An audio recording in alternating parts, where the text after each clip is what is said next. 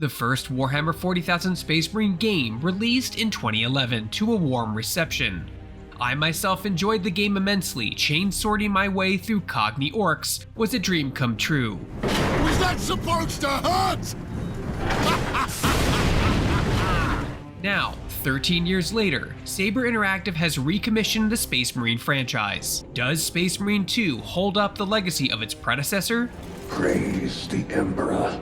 Or should this game hang up its power sword and stay retired? Find out in this review.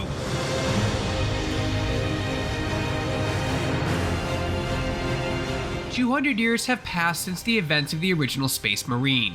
The game starts you off in a tutorial mode with the original game's protagonist, Captain Titus, whom you start off playing as a member of the Death Watch, tasked with deploying an airborne virus to slow down an invading force of Tyranids, an alien race that consumes planets of all life and moves on. Alright folks, before I get started on the rest of this video review, I just wanted to show off my Tyranid army in 40k. I'm a huge fan of this faction, I'm a huge fan of 40k. I originally got into it in 3rd edition, so I forget what year that is, someone will let me know. It was the first tabletop wargaming I ever played, as well as the first miniatures I'd ever painted in my entire life. And as you can see, as the army gets closer to me, they get slightly better painted as I learn different techniques. But I figured I would just show this to you folks because I am a fan of the franchise. And how often does a AAA Warhammer 40k game come out that features the Tyranids as one of the main protagonists? So I had to show this off. I took a swarm aspect to this army, so I have a ton of termagants and hormagaunts and gene stealers, ripper swarms. My favorite unit in the whole game has to be the Ravagers because they just look like Hydralisk, and I thought they were so cool. They're definitely my favorite unit in the game. I even got into some modding later down the line in my gaming career, my gaming path. I had to make custom Carnifexes because the Turvagon, when they released that, they did not have a model for that, so I had to make some of my own. I got a Forge World Trigon at a gaming event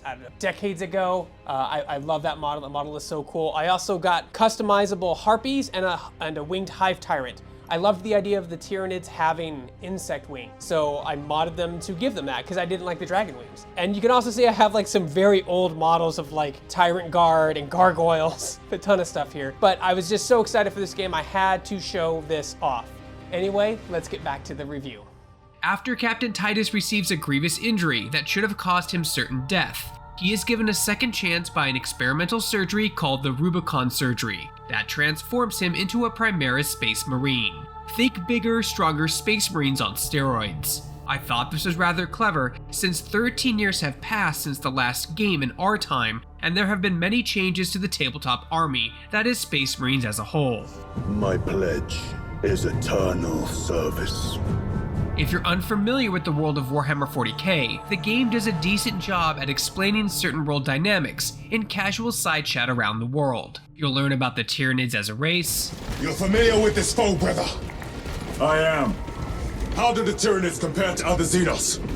They are an unrelenting plague. The Imperial Guards, the Astra Militarum, the Space Marines' role in battle, and the overall culture of the Empire and its armies. Of course, if you're an avid 40k fan, you'll get a lot more out of it. Seriously, the world is bursting to the seams with little details that will please any servant of the Empire. Titus is given a promotion and tasked with defending the system from the Tyranid invasion. The game's campaign will take you through multiple missions on 3 different planets. Each mission varies, from rescuing a valued asset to reconnecting a satellite dish. These feel very old school, but not in a bad way. Most maps have a singular path you travel on while annihilating any Xenos stealth along the way, while there are a few areas for you to explore off the intended path that will reward you with some ammo, health stims, and some data slabs for that extra world-building flavor. But other than that, you're on the straight and narrow path to the next objective. Xenos monstrosities flanked us. That's when the deserters took off. These missions are enhanced even greater with some of the best environmental art I've seen in decades. The sheer scale of these levels is a breathtaking sight. While you're not on a huge open world battlefield like the tabletop game, Saber Interactive certainly makes you feel like you're in a war.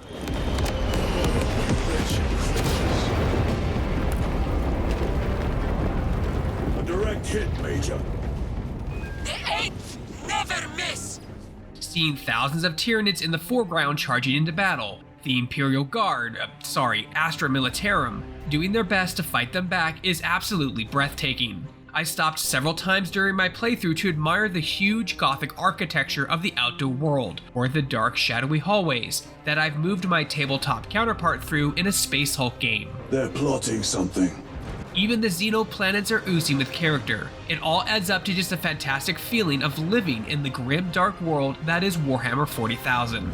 Our offensive launches in 90 minutes. The Emperor guide you, brothers. And you, sir. The game has amazing combat and swarm systems. You are a Primaris Space Marine, one of the strongest warriors in the universe, but even they can struggle against a massive horde of Tyranids. Having hundreds of enemy models on screen is impressive, and I experienced no slowdown at any point during my playthrough on the Xbox Series X. Slicing, shooting, and exploding Tyranid scum was amazing. Saber Interactive really nailed the swarm aspect of this faction in Space Marine 2, even going as far as literally recreating scenes in the feature film Starship Troopers, where Hormagons are piling up over themselves to get over a wall to rip you to pieces. It's absolutely incredible.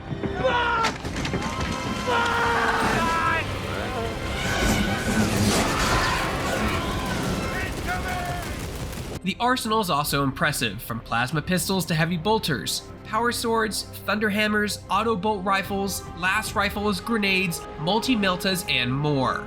No, not every weapon in the tabletop game is here, but the ones that are all feel different and unique.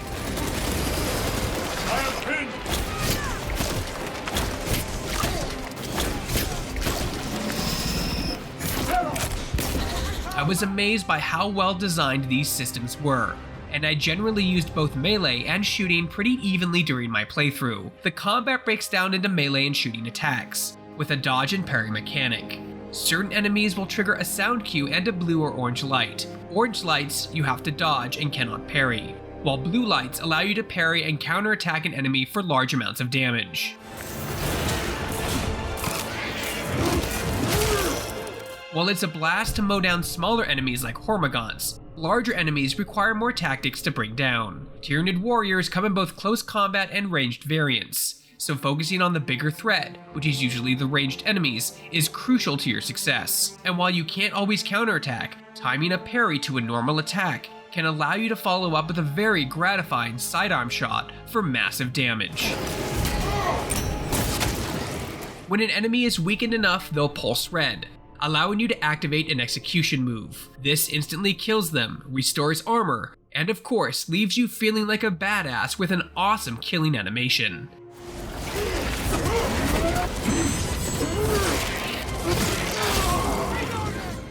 All of this stacks up to be even more impressive, since the entire campaign is playable with up to 2 other friends in your squad. This is how the game is clearly meant to be played, as it not only makes things easier, but is super fun to beat down Xenos with your best mates. Save me, Greg. Save the Dave. Oh, I'm dead. Guys! It's all you, buddy. Oh no! No. No! I blame Greg. Tyranids aren't the only enemies you'll face off with either. Those pesky heretics known as the Thousand Suns, Chaos Space Marines that serve the god Zench, or Zinch, however you say it, I say Zench, that's how I say it, are taking advantage of the Tyranid invasion to pursue their own interest. There's also another race that, while you don't fight, is mentioned and teased. I won't spoil that here, but it was pretty awesome to see them mentioned in the game. Traitors. Chaos. The campaign took me about 12 hours to complete on the standard difficulty, and told a fantastic story with really cool set pieces. Fighting alongside a Space Marine dreadnought was a particular standout. But after the credits roll, you're not close to being done. During the story campaign, the other half of Titus's squad is doing other things to aid you, killing high-value targets, or planting bombs to help Titus's squad buy time to extract their target. This is the Operations mode, which nearly doubles the campaign length and again can be played with up to 3 players. The core difference in Operations mode is you don't play as any of the main protagonists in the main campaign. In this mode, each Primaris Space Marine has a class. Each class has a different unique ability and weapons they're allowed to use. You have Tactical, Assault, Vanguard, Bulwark, Sniper, and my personal favorite, Heavy. Finishing missions and operations will grant you XP you can use to level up your Space Marine class. This is where the RPG mechanics make an appearance. Class perks, talents, abilities, and even weapon mastery points are all unlocked via Operations mode. There's even a gratuitous amount of cosmetics to ensure that you can represent your favorite Space Marine chapter in Warhammer 40k. From the Ultramarines, Salamanders, Blood Angels, and more, they're all here. In fact, there's so much here, it can be easily overwhelming, but I welcome any game that allows me to build my own custom Space Marine to kill Xenos, or other real players in the Eternal War mode. The game's competitive online mode, called Eternal War, pits up 2 teams of 6. One is Space Marines, and the other is Chaos Space Marines in classic Team Deathmatch, Seize Ground, and Capture and Control objective modes. This mode again feels very old school and reminds me a lot of Gears of War Online. Iron endures all. Each team has access to the same 6 classes, and classes are limited to 2 of the same type on each team. I had a blast playing Capture and Control as a bulwark, defending objectives and distracting enemies so my team could flank. It's also been a hot minute since I played an online PvP shooter that didn't have a minimap, which took some getting used to. Sending frag grenade. The 2 classes that stood out to me the most were Assault and Vanguard. Assault has a jump pack that makes them super maneuverable, with a cool melee air-to-ground attack. The Vanguard excels at speed and features a cool grapple kick that I have yet to master. Playing this mode will grant you XP to level up your class, and requisition points that allow you to unlock cosmetic options, separate from the Operations mode cosmetics. While there are no talents or perks to unlock, likely for balance reasons, there are still weapons to unlock, armor pieces, and multiple color schemes, so you can paint your Marine however you like, and again, represent your favorite chapter from the tabletop game. The Chaos Space Marine side has fewer cosmetic options, but you can still customize your Herald in different colors and patterns. Frag grenade deployed. The game's literally exploding with value after you beat the campaign with so much to do, ways to play, and cosmetics to unlock. You'll have a blast with it all. Now, I've gloated about this game non-stop, and while I enjoyed my experience, it's far from flawless. Choose your words wisely. I did have a few hard crashes during my playthrough on the Xbox Series X, which happened a lot during Operations mode. Not a huge deal, but it's worth mentioning. I found the way the game handled cutscenes in the campaign was somewhat distracting. There would be points in a mission where the gameplay would fade to black, and back into a pre-rendered cutscene. This wasn't a big deal at first, but there were certain times a seamless transition would have felt a lot better. The constant dipping to black became a little distracting toward the end of my playthrough. Forgive me, my lord. Perhaps there was a communication error. Perhaps my biggest gripe with Space Marine 2 is the crossplay. While the game fully supports crossplay across PC, PS5, and Xbox for the Operation mode and story campaign, Saber Interactive has limited the crossplay for the PvP mode, with it only enabled on PS5 and Xbox consoles, meaning console players can't play with PC players and vice versa. Look, I spend 8 to 13 hours a day at my PC during the week, and on the weekends I like to be out of my office, on the couch, on one of my consoles, playing the game with friends. All my friends plan on getting this game on PC, so I'm unable to play the PvP mode with them. As for the reason for this, Saber Interactive cited balance issues. Look, I know PC keyboard and mouse and hotkeys can make for an unfair advantage against console players. On the other side, console players do have auto-aim to make up for that controller scheme, but a simple checkbox option that would allow me to play with PC players in PvP on console would have been a nice option, even if I'm playing at a disadvantage. I will hear no more on the subject.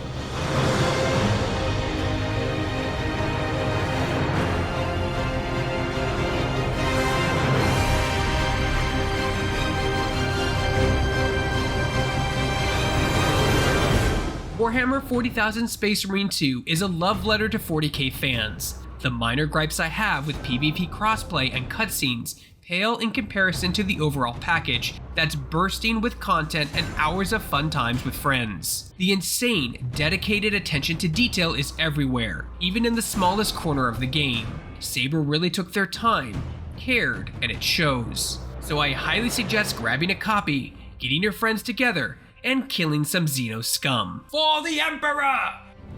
Good enough.